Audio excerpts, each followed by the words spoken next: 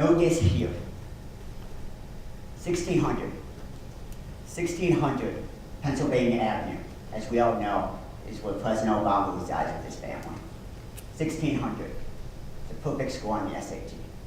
To me though, 1600, the number of days I was able to feel sand between my toes. The number of days I was able to play horsey with my cat, or at least try. The number of days I was able to hit my sister with a shovel while plowing the driveway. I was born with the ability to walk. I actually walked exactly 1600 days. In an abstract fashion, that is my story. When I was 5, I was paralyzed from the waist down. I had surgery that took place on my T6 spinal cord, and there was a 10% chance that I would not be able to walk, and that 10% happened. I'm not the only one though. Maybe in my scenario, I stand alone, but within the afflictions, there's a lot of similarities out there. And these are just kind of the people that I've talked to, the interviews, the kind of the one-on-one that you have at a bonfire, that one-on-one that is kind of in the back of the room, and you get to learn more and more about somebody. And you'll realize that some affliction may be more visible than others. As NoDisHere tackles on its target market, it's going to be physically disabled people. The biggest one that reached out to me is the first one. Have you been disabled with various things like spine issues? And by the way, spinal bifida is one of the most popular disabilities, and just the spine overall has the biggest impact on your wheelchairs as a whole. And I just want you to take this insight at the point where I'm not alone. And I know that because I was able to reach out to the community. What is NoDisHere? NoDisHere is a resource. It's a resource to be able to communicate and to reach out to those people that are physically disabled, to those who are in a rehab hospital that can't extend further than their own bed. Yes. As a starting service, this is our mock-up of our website. The function is to be able to be a social media website, to base your profile on your disability and your symptoms, and to be able to connect you with other people that have similar symptoms. The communication and the communication between users will be based on a Reddit format. You'll be able to post a concern and comment, and you'll be able to have other people have feedback, and be able to, as a community, vote on that feedback to increase the quality of that feedback for the users.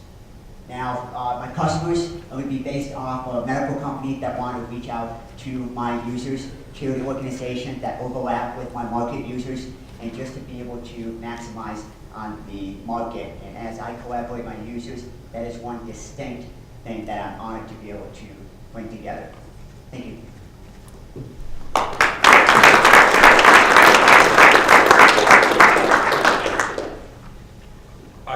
I read your business plan. I thought it was interesting.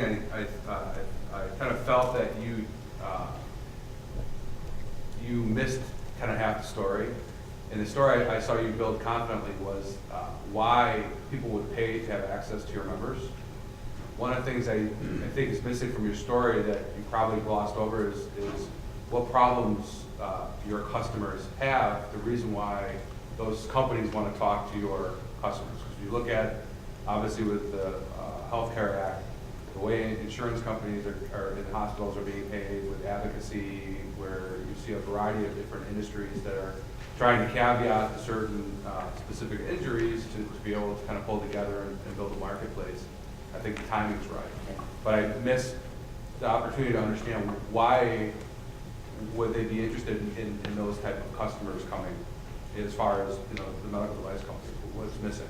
So to understand your question, you want to know why the users would be attracted to the Correct. website, why they would want to utilize it. So when a disability kind of comes off as an insecurity, and it's something that's somewhat more visible than others, and as you kind of deal with that insecurity and you want to make sense of it, you are trying to reach out for comfort and advice, even in the business arena. We want to find insights on how we can problem solve.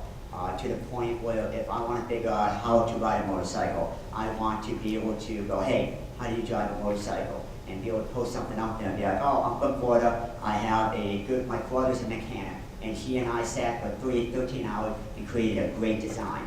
Not everybody had that type of resource, but you're able to share that resource with other people and post something, post the design, post it and say, hey, this is the guy that did it, this is the design, here at it. And it's just an opportunity or a resource to be able to seek your answers that you have in a question format. Are you saying that there's not that out there now? Right now there is. Right now you got Facebook, you got Twitter, you got a lot of social media websites out there, but they're for the general market. This social media website is specifically for physically disabled people, and to actually be able to cultivate that community where you are going to get that type of response. So like subcategory. Are there any subcategories now? Right now for the physically disabled people, no. And to the point where I want to extend, there are insurance companies that have tried to make a live chat. So what you do is kind of like a contact us. I do not count that as social media, but they have done a live chat where you do talk to their sales team. And you say, hey, I need help with this, and just to be able to kind of have that market research. That's the closest thing that I found. Right. Alec, have you, I noticed you're going to try to get, obviously, vendors or providers to sponsor, advertise, whatever on your site. Have you considered trying to have part of your service be like reviews of these service providers, something in like Angie's List model, where, I mean, obviously this is a very specialized field, so I would think that information would be very valuable if you could provide it. I had thought about it, and I realized that I can't put too much on one website, and that it kind of becomes just kind of a cluster, if I may well. And I have thought about, if so, making another website and keep them connected. I think it would be very cluttered, at least in a visual context, for trying to be able to have users be responsive, have advertisement, have guest webinars, and have all of that. But then also have a section where you do have a technology review, because there's a lot of technology out there that are really pushing for people to expand their horizon as you are to be able to do something more with their life. So I definitely agree, there's a market out there. I think I made the decision to not put it on this particular social media website. So it's a very personal thing, and I think you might be underestimating the market if by keeping it just for physical disabilities. Explain why just physical. Right now, what's really good about being one of the first is that you get to kind of dominate the market. If you're the first one to kind of push through it, that drawback is you don't understand the market that well, because you're kind of the first one stepping in. I do not understand the market to 100% benefit, and I want to be able to have the physical disabled community, because of my background and my insight and my network. I want to post up with them and then allow the user to be able to grow from there. Now, if a dyslexic person wants to create a profile and kind of be a part of this community, I'm not to stop them. It's not limited to that. But this is what, from my background and where I'm starting, this is where I'm going to go in that direction. Judge, we have time for one more question. What is your go-to-market strategy in terms of the marketing plan and how to reach people? So right now, it's kind of building a brand, because it's a community and you want to have that type of stigma with the branding. And I want to extend that through social media, Facebook, Twitter, and kind of just create that awareness, search optimization, and just kind of in the best way, word of mouth.